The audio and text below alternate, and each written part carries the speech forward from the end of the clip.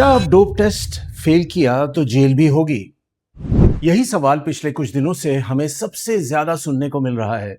जब sports minister ने कहा कि भारत ऑर्गेनाइज्ड डोपिंग को क्रिमिनल ऑफेंस बनाना चाहता है, एनएनआई स्पोर्ट्स पर फोन रुक ही नहीं रहे थे। एथलीट्स ने पूछा, कोचेस ने पूछा, सबका एक ही सवाल, अगर मेरा डोप टेस्ट पॉजिटिव आया तो क्या मुझे जेल हो सकती है? मैं हूं अरूप घोष। शॉर्ट आंसर, नहीं। स्पोर्ट्स मिनिस्ट्री ने नेशनल एंटी डोपिंग एक्ट 2022 में बदलाव का ड्राफ्ट जारी किया। पब्लिक कंसल्टेशन के बाद इसे पार्लियामेंट में लाया जाएगा। लेकिन सबसे जरूरी बात, ये कानून डोप टेस्ट फेल करने वाले एथलीट्स के लिए नहीं है। अगर किसी एथलीट का सैंपल पॉजिटिव आता है तो पहले की तरह सस्पेंशन, बैन और डिसिप्लिनरी हियरिंग होगी। Nothing changes there.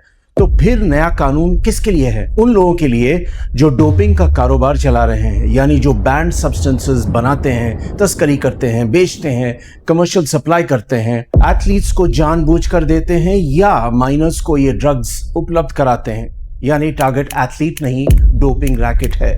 अब दूसरा सवाल, सजा क्या होगी? ड्राफ्ट में कोई फिक्स्ड जेल टर्म नहीं है। ऐसे मामलों में कार्रवाई कानून के तहत होगी। सजा इस बात पर निर्भर करेगी कि अपराध क्या है और कितना गंभीर है। अब जरा बड़ी तस्वीर देखिए। भारत का डोपिंग रिकॉर्ड चिंता बढ़ाता है। एथलेटिक्स इंटीग्रिटी यूनिट ने भी भारत को अपनी हाईएस्ट रिस्क कैटेगरी में रखा है। यही कारण है कि वाडा के चीफ अब कह रहे हैं, don't just catch the athlete, catch the network. असल लड़ाई उन लोगों से है जो बैन ड्रग्स बनाते हैं, बेचते हैं और उनसे पैसा कमाते हैं।